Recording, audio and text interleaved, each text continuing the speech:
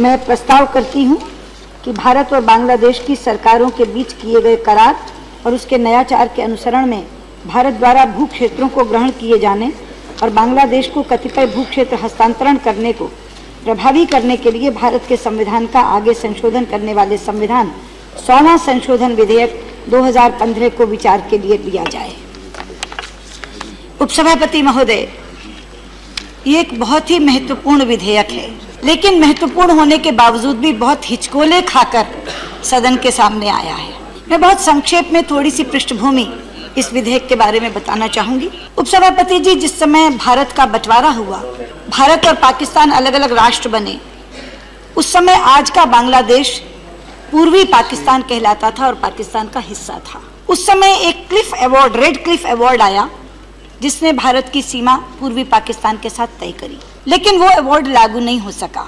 उसके बाद सन 1971 में बांग्लादेश का एक नए राष्ट्र के रूप में जन्म हुआ और उसके 3 वर्ष बाद 1974 में उस समय के प्रधानमंत्री स्वर्गीय श्रीमती इंदिरा गांधी और बंगबंधु शेख मुजीबुर रहमान के बीच में एक समझौता हुआ, जिसे इंदिरा मुजीब समझौते के नाम से जाना गया। ये वही एग्रीमेंट है, लेकिन उपसभापति जी, सन 1974 से लेकर 2011 तक 37 वर्ष बीत गए। बांग्लादेश ने तो उसको अनुमोदित कर दिया, रेटिफाई कर दिया, लेकिन भारत की संसद ने उसको रेटिफाई नहीं किया, क्योंकि जमीन पर जो चिन्हांकन करना था वो नहीं हुआ, उसके बारे में चर्चा भी नहीं हुई।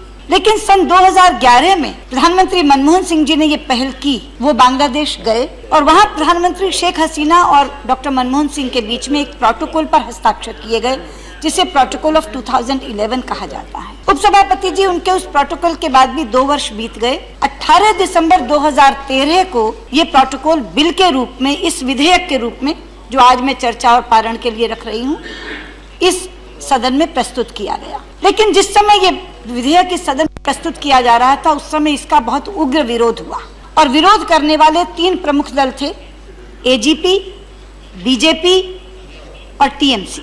कारण ये था कि एजीपी और बीजेपी को लगता था कि इस प्रोटोकॉल में असम के हितों की अनदेखी हुई है और टीएमसी को ये लगता था कि जब इसका प्रभाव पड़ेगा वो तो पश्चिम बंगाल पर पड़ेगा, क्योंकि जब जनसंख्या की अदला बदली होगी, लोग आएंगे, तो उनसे ये पूछा ही नहीं गया, क्योंकि उस जिम्मेदारी का वहन राज्य सरकार नहीं कर सकती, इतना बड़ा खर्चा उसमें होने वाला था। तो इसलिए उन्होंने भी विरोध किया, एजीपी बीजेपी ने भी विरोध किया। ये बिल स्टैंडिंग कमेटी को रेफर कर दिया गया। उसके बाद लोकसभा भंग हो गई और उसी के साथ स्टैंडिंग कमेटी भी भंग हो गई। जब हमारी सरकार आई 26 मई 2014 को, तो 1 सितंबर को कमेटियां गठित हुईं। 16 सितंबर को ये बिल जस का तस हमने स्टैंडिंग कमेटी को रेफर कर दिया और मुझे खुशी है, मैं धन्यवाद देना चाहूंगी उस स्टैंडिंग कमेटी को, जिसमें हमारे राज्यसभा के सांसद भी थे। मात्र 3 महीने के अंदर 1 दिसंबर को कमेटी ने रिपोर्ट दे दी, लेकिन कमेटी ने बहुत सी चीजों की हमसे अपेक्षा की कि हम पश्चिम बंगाल सरकार से बात करें, वो पैकेज तय करें जो उनको पुनर्वास के लिए चाहिए, हम वहाँ की लॉ एंड ऑर्डर सिचुएशन की जिम्मेदारी लें, वहाँ की इनक्लेव्स का जो इंफ्रास्ट्रक्चर है उसके बारे में बात करें। ऐसी बहुत सी अनुशंसाएं, बहुत सी सिफारिशें हमें कमेटी ने की, लेकिन 19 दिसंबर को सेशन समाप्त हो गया, तो समय इतना कम था कि हम ये बिल उस समय नहीं ला पाए। स्टैंडिंग कमेटी के चेयरमैन, दूसरी सदन के सदस्य श्री शशि थरूर मुझसे मिले, तो मैंने कहा कि आपने चाहा है कि हम जल्दी बिल लाएं, मेरा वचन है कि हम बजट सत्र के दूसरे खंड में ये बिल लेकर आएंगे। मुझे आज खुशी है कि मैं अपने वचन की पूर्ति कर पा रही हूँ और बजट सत्र के दूसरे खंड में ये बिल आपके सामने रख रही हूँ। उपसभापति जी, मैं ये भी बताना चाहती हूँ कि जिस समय मैं विदेश मंत्री बनी, तो मेरी पहली यात्रा विदेश मंत्री के तौर पर बांग्लादेश की हुई। अब जब मैं बांग्लादेश गई, वहाँ के राजनीतिक नेतृत्व से चर्चा की, तो हर किसी ने मुझसे LBA के बारे, लैंड बाउंड्री एग्रीमेंट के बारे में बात की। स्वाभाविक था, प्रधानमंत्री श्रीमती शेख हसीना ने बहुत ज्यादा बात की और ये कहा कि डॉक्टर मनमोहन सिंह के साथ जो प्रोटोकॉल हमने साइन किया है, आप उसको आगे बढ़ाइए। यहाँ आकर मैंने प्रधानमंत्री जी से चर्चा की, तो प्रधानमंत्री जी ने कहा इसमें जो अनसुलझे मुद्दे हैं उनको सुलझाओ और आगे बढ़ो।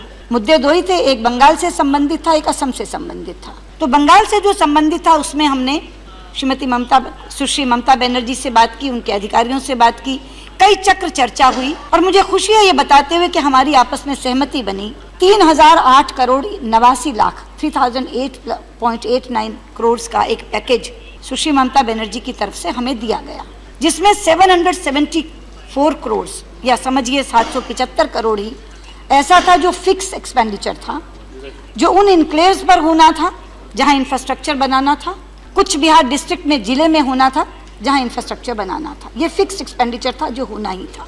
लेकिन बाकी का 2234 करोड़ 2234 करोड़ परिवर्तनीय था, वेरिएबल था, क्योंकि इस बीच में सर्वे किया गया था कि लोग कितने आ सकेंगे। उसमें न्यूनतम और अधिकतम की सीमा इतनी ज्यादा अलग थी, 3500 से लेकर 35,000 तक, यानी 3,500 भी आ सकते हैं और 35,000 भी आ सकते हैं। तो ये जो पैकेज बना ये 35,000 को आधार बनाकर बना और ये कहा गया कि जितने लोग आते जाएंगे उसी हिसाब से ये पैसा दिया जाएगा।